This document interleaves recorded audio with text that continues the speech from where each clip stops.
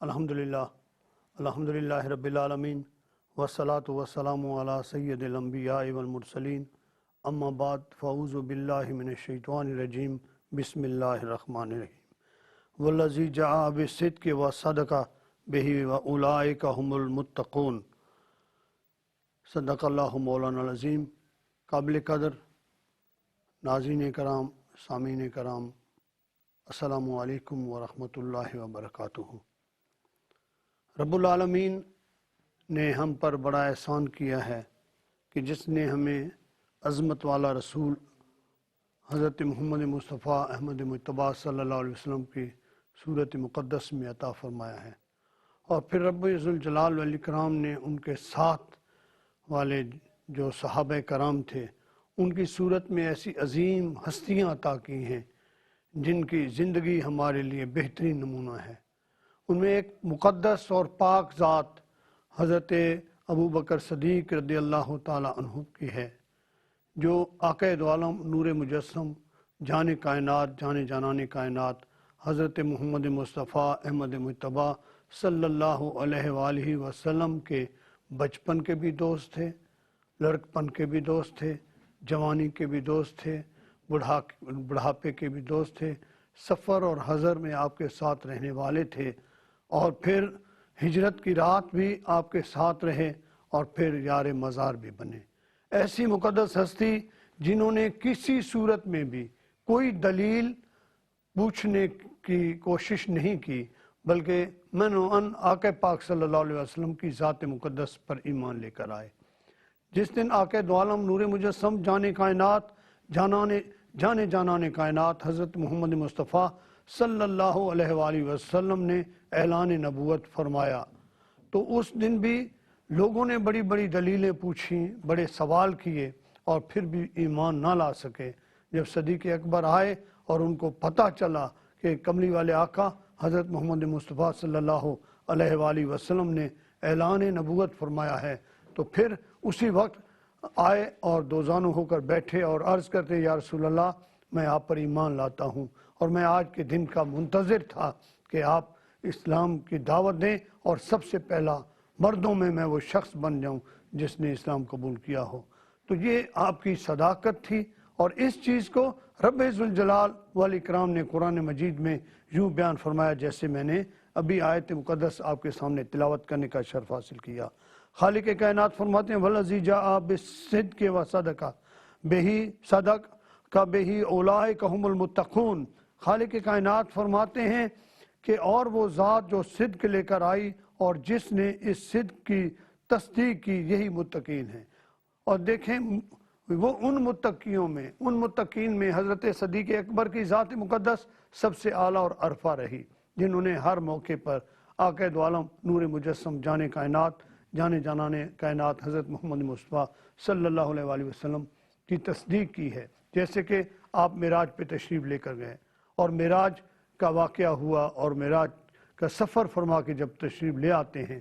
تو آپ اعلان فرما دیتے ہیں کہ میں معراج پہ گیا تھا اور یہ سفر میں حالات ہوئے، تو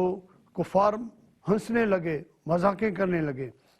انہوں نے ابو جہل نے کہا کہ حضرت ابوبکر صدیق ہمیشہ ہر بات پر آپ کی لبیک کہتے ہیں، یہ ایک ایسا واقعہ ہے جس پر ضرور وہ اعتراض کریں گے۔ حضرت صدیق اکبر کے سامنے آئے اور عرض کرتے ہیں ابو جہل کہ اے ابوبکر صدیق، آج ایک بندہ اگر کہے کہ میں عرشوں پہ گیا تھا، میں نے 7 آسمانوں کی سیر کی تھی، میں مسجد اقصیٰ گیا تھا، جنہوں نے جنت اور دوزخ دیکھی، جنہوں نے حوروں کو دیکھا، کیا یہ واقعہ کوئی ایک انسان زمین سے آسمان اور عرش اولا تک جا سکتا ہے؟ تو حضرت ابوبکر صدیق نے برملا فرمایا، کوئی اور جا نہیں سکتا سوائے میرے محبوب محمد عربی صلی اللہ علیہ وسلم کے۔ اگر رسول اللہ صلی اللہ علیہ وسلم نے فرمایا ہے تو حق ہے، سچ ہے، میں اس کی تصدیق کرتا ہوں۔ آپ اندازہ کیجئے کہ یہ وہ سچی ذات ہیں جن کو صدیق اکبر کا لقب ملا، کہ جنہوں نے ہمیشہ رسول اللہ صلی اللہ علیہ وسلم کی تصدیق کی، اور خالق کائنات نے ان سے محبت کر کے ان کو صدیق بنا دیا اور صدیق اکبر بن گئے۔ رب ذوالجلال والاکرام نے ان کا مقام، ان کا مرتبہ اتنا بلند فرما دیا کہ آپ کی ذات پاک اتنی بلند ہے کہ بعد از انبیاء حضرت ابو بکر صدیق کا مقام ہے جو سب سے زیادہ سربلند ہیں۔ رب العالمین نے ان کو بڑے اوصاف عطا فرمائے اور ان کی ذات سے دین اسلام کو بڑی تقویت عطا فرمائی ہے۔ دیکھیں کہ حضرت بلال کو حاصل کرنے کا جو ٹارگٹ ہے وہ بھی حضرت صدیق اکبر نے قبول کیا، اور حضرت بلال ایک ایسی ہستی بنے کہ اللہ تبارک و تعالیٰ نے ان پر یہ کرم فرمایا کہ وہ ایسے مؤذن بنے کہ کعبۃ اللہ کی چھت پہ کھڑے ہو کر بھی آذان دے رہے ہیں، اور مسلمانوں کے لیے ان کی آذان ایسی تھی کہ رسول اللہ کے دیدار کا ذریعہ بن رہی تھی۔ میرے عزیز ساتھیو، آپ اندازہ کیجئے آقا دو عالم صلی اللہ علیہ وآلہ وسلم کے اس پیارے صحابی کی زندگی کو اگر دیکھا جائے تو ایک صحابی رسول ہیں، ایک افضل البشر ہیں، اور ایک خلیفہ رسول ہیں، اور پھر دوسری بات یہ ہے کہ آپ وہ شخصیت ہیں جب آپ کو خلافت نصیب ہوئی اور آپ کو خلافت کا مقام نصیب ہوا تو آقا دو عالم صلی اللہ علیہ وسلم کے وصال مقدس کے بعد آپ اندازہ کریں کہ آپ کے آقا دو عالم صلی اللہ علیہ وسلم کے وصال کے بعد 3 بڑے ایسے واقعات ہوئے اور ایسے معاملات ہوئے جس سے مسلمان منتشر ہونا شروع ہو گئے تھے۔ ایک گروپ ایسا تھا جنہوں نے ارتداد شروع کر دیا، اور ایک گروپ ایسا تھا جنہوں نے دین اسلام کو چھوڑنا شروع کر دیا، ایک ایسے تھے جو زکوٰۃ کے معنی بن گئے، زکوٰۃ نہیں دے رہے تھے، اور ایک ایسے تھے جو مسلمہ کذاب کے گروپ میں شامل ہونے لگے۔ یہ 2 ایسے معاملات ہوئے جس سے پوری امت مسلمہ بکھرنا شروع ہو گئی، اور حضرت ابو بکر صدیق رضی اللہ تعالیٰ عنہ کی عظمت کو سلام ہو کہ انہوں نے بڑی بصیرت کے ساتھ ان تینوں معاملات کو کور کیا، ان تینوں فتنوں کو تباہ و برباد کیا، اور تمام مسلمانوں کو پھر ایک ہی دھارے میں لے آئے۔ وَآتَصِمُوا بِحَبْلِ اللَّهِ جَمِيعًا وَلَا تَفَرَّقُوا، خالق کائنات کا جو فرمان ہے کہ آپ تفرقے میں نہ پڑو اور اللہ کی رسی کو مضبوطی سے تھامے رکھو، اللہ کی رسی میں سب کو جوڑ دیا اور ایک ہی دھارے پہ لے آئے۔ جو آقا دو عالم صلی اللہ علیہ وآلہ وسلم کے دور مقدس میں، آپ کے نبوت کے ادوار میں جس طرح لوگ آپ کے دور میں تھے، اسی طرح حضرت صدیق اکبر دوبارہ ان کو اسی دھارے پہ لے آئے اور تمام مسلمان ایک ہو گئے، یکجا ہو گئے۔ یہ بھی حضرت صدیق اکبر حضرت ابو بکر صدیق رضی اللہ تعالیٰ عنہ کو مقام حاصل ہے، یہ عظمت ان کو حاصل ہے۔ اور آپ اندازہ کریں کہ آپ اتنا والہانہ عشق اور محبت کرنے والے تھے، سرکار پاک صلی اللہ علیہ وسلم کی ذات مقدس کے ساتھ اپنا تن من دھن، یعنی عاشق رسول کے طور پہ اگر کسی کو نمونہ دیکھنا ہے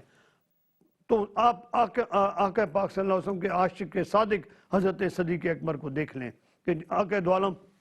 صلی اللہ علیہ وآلہ وسلم اور حضرت صدیق اکبر کفار کے درمیان میں گھر جاتے ہیں، اور جب کفار ان کو تکلیفیں دیتے ہیں، اذیتیں دیتے ہیں، کہ کفار کی اذیتوں سے حضرت ابو بکر صدیق بے ہوش ہو جاتے ہیں اور جسم چور چور ہو جاتا ہے، اور کچھ دنوں کے بعد جیسے ہوش آتا ہے تو پہلا سوال یہ کرتے ہیں میرے محبوب کا کیا حال ہے۔ سب کہتے ہیں آپ کی یہ کیفیت، انہوں نے کہا مجھے چھوڑو، رسول اللہ صلی اللہ علیہ وسلم کے متعلق بتاؤ کہ ان کی طبیعت کیسی ہے۔ تو یہ ان کا عشق تھا، اور پھر کمال عشق یہ ہے کہ ایک دفعہ آقا دو عالم نور مجسم جانے کائنات، جانے جانانے کائنات حضرت محمد مصطفیٰ صلی اللہ علیہ وآلہ وسلم فرما رہے ہیں کہ دوستو ایک دن ایسا ہوگا کہ مجھے اللہ کی طرف سے حکم ہوگا کہ آج رات آپ ہجرت کر کے جائیں اور مکہ سے یثرب کی طرف آپ ہجرت فرمائیں، تو اس دن میں آپ ساتھیوں میں سے ایک کو اپنے ساتھ لے کے جاؤں گا۔ یہ سب نے سنی، اور جب وہ وقت آتا ہے اور اللہ کے نبی ہجرت کے لیے تیار ہوتے ہیں اور حضرت علی المرتضیٰ شیر خدا سے فرماتے ہیں کہ اے علی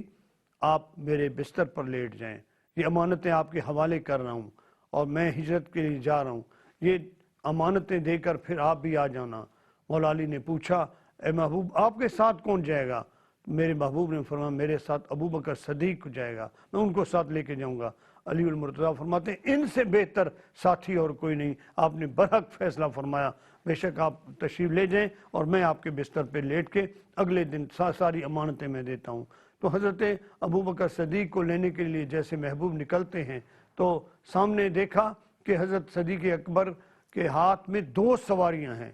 2 اونٹنیاں پکڑ کے کھڑے ہیں، اور حضور علیہ السلام نے پوچھا اے ابو بکر تجھے کس نے اطلاع دی کہ میں نکل رہا ہوں؟ آپ نے فرمایا آقا ایک دن آپ نے فرمایا تھا کہ ایک رات ایسی ہوگی کہ مجھے ہجرت کے لیے نکلنا ہوگا اور اس دن آپ میں سے کسی کو لے کے نکلوں گا۔ آقا اسی دن سے میں سویا نہیں، ہر رات کو میں اونٹنیاں لے کے کھڑا ہوتا ہوں، شاید ان خوش قسمتوں میں ہو جاؤں اور میں آقا پاک صاحب الاولاق سرکار مدینہ صلی اللہ علیہ وآلہ وسلم کی بارگاہ مقدس میں حاضر ہوں اور آپ کے ساتھ سفر کروں۔ اور آج الحمدللہ یہ سفر مجھے نصیب ہو رہا ہے۔ حضرت صدیق اکبر نے وہ عشق کی منزلیں طے کی کہ جب آپ پہنچتے ہیں غار ثور پہ تو صدیق اکبر عرض کرتے ہیں یا رسول اللہ آپ باہر تشریف فرما ہوں، میں غار کو چیک کرتا ہوں۔ غار کو صفا کیا، چیک کیا، وہاں جتنے بھی سوراخ تھے وہ سارے سوراخوں کو اپنے دستار مقدس کو پھاڑ پھاڑ کے اس کو سوراخوں کو بند کرتے رہے اور ایک سوراخ رہ جاتا ہے، اور حضرت صدیق اکبر آگے حضور کو اپنے کاندھوں پہ اٹھا کے جبل ثور سے چڑھ کے غار میں تشریف لے جاتے ہیں، اور محبوب پاک صلی اللہ علیہ وسلم حضرت صدیق اکبر کے زانوں پہ جب سر رکھ کے لیٹتے ہیں اور صدیق اکبر نے دیکھا جو سوراخ رہ گیا ہے اس میں اپنی ایڑی مبارک دے دیتے ہیں کہ کہیں سے کوئی موذی جانور نکل کر میرے محبوب پاک صلی اللہ علیہ وآلہ وسلم کو تکلیف نہ پہنچائے۔ یہ عشق تھا کہ اپنی ذات کو قربان کر دینا ہے، اپنے وجود کو قربان کر دینا ہے، لیکن محبوب پاک صلی اللہ علیہ وآلہ وسلم کی ذات پر ذرا بھر بھی تکلیف برداشت نہیں کرتے تھے۔ حضرت صدیق اکبر کو سانپ نے ڈسا اور آپ جب آنسو بہتا ہے اور آنسو ٹپکا آقا دو عالم صلی اللہ علیہ وسلم کے والضحیٰ کے چہرے مقدس پر، محبوب نے چشمان مقدس کھولی اور فرمایا صدیق تجھے کس نے رلایا؟ عرض کرتا ہے یا رسول اللہ کوئی بوذی جانور ہے جس نے ڈسا ہے۔ محبوب نے فرمایا پاؤں پیچھے کرو۔ عرض کرتے ہیں نہیں یا رسول اللہ میں آپ پر قربان، میرے ماں باپ آپ پر قربان، یہ کوئی موذی جانور ہے کہیں آپ کو تکلیف نہ پہنچائے۔ میرے غیب دان نبی فرماتے ہیں جیسے آپ عاشق ہو نا، وہ ایک سانپ ہے جو عرصے سے میرے عشق میں مبتلا ہے اور اس نے یہ سارے سوراخ کیے تھے، وہ میرا دیدار کرنا چاہ رہا ہے۔ آقا دو عالم صلی اللہ علیہ وآلہ وسلم نے جب حکم لگایا کہ ایڑی ہٹاؤ، آپ نے ایڑی ہٹائی تو آپ آقا پاک صلی اللہ علیہ وسلم نے لعاب دہن ان کی اس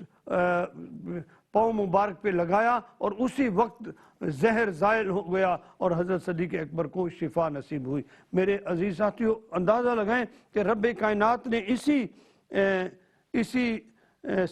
سلسلے کو قرآن مجید میں یوں بیان فرمایا ثانی الثنین اذ ہما فی الغار۔ اللہ پاک فرماتے ہیں کہ دو میں سے دوسرے جب وہ دونوں غار میں تھے۔ اللہ نے یہ تذکرہ بھی قرآن مجید فرقان حمید میں دے دیا کہ جو بھی دو تھے، ایک تو محبوب پاک صلی اللہ علیہ وسلم تھے اور ان کے بعد جو دوسرے تھے وہ حضرت صدیق اکبر تھے۔ خالق کی کائنات نے اس کی تصدیق فرما دی کہ محبوب کے ساتھ وہ ہستی ہیں صدیق جو حضرت ابو بکر صدیق ہیں، جن کو اللہ پاک نے اتنی عظمتیں عطا کی ہیں، اور وہی صدیق اکبر جو محبوب پاک صلی اللہ علیہ وسلم سے محبت کرنے والے ہیں۔ ہر جنگ میں، ہر میدان میں، ہر مقام میں سرکار پاک صلی اللہ علیہ وسلم کی خدمت میں ہوا کرتے تھے۔ جنگ تبوک کا واقعہ سب کے سامنے موجود ہے کہ حضرت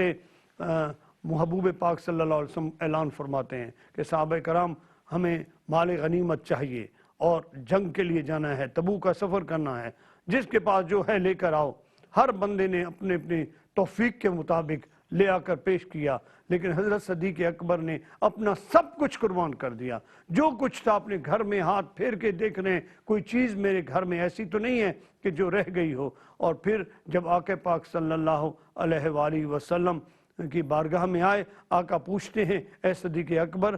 گھر کے لیے کیا چھوڑ کے آئے ہو؟ عرض کرتے ہیں یا رسول اللہ آپ اللہ اور اللہ کے رسول کا نام اپنے گھر چھوڑ کے آیا ہوں۔ دیکھیے یہ وہ کمال ہستی ہیں جنہوں نے اپنا سب کچھ قربان کیا، اور پھر جب حضرت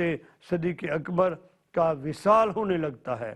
اللہ اللہ اللہ اللہ، وہ لمحہ، وہ عظیم لمحہ جو عاشق عرض کر رہا ہے کہ میرا وصال ہو رہا ہے۔ صحابہ نے پوچھا اے امیر المومنین آپ کی تدفین کہاں کی جائے؟ تو فرماتے ہیں کہ آپ مجھے لے جائیے گا۔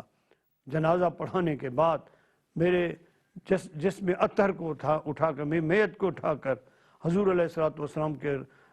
روضہ مقدس کے سامنے لے جائیں، جا کر عرض کریں کہ یا رسول اللہ آپ کا بچپن کا یار، آپ کا غار کا یار آیا ہے، اجازت ہو تو اس کو یار مزار بھی بنا دیا جائے، اور اگر آپ کی طرف سے اجازت نہ ہو تو ہم جنت البقیع میں دفن کر دیں گے۔ اب حضرت صدیق اکبر کو بڑی شان و شوکت کے ساتھ लेके आया जा रहा है। और जब आका पाक सल्लल्लाहु अलैहि वसल्लम की बारगाह में पेश करते हैं और अर्ज करते हैं कि आपका यार गार आया है, या रसूल अल्लाह इनके मुतल्लिक क्या हुक्म अता फरमाते हैं, उसी वक्त झट से दरवाज़ा खुला और आवाज़ आती है कि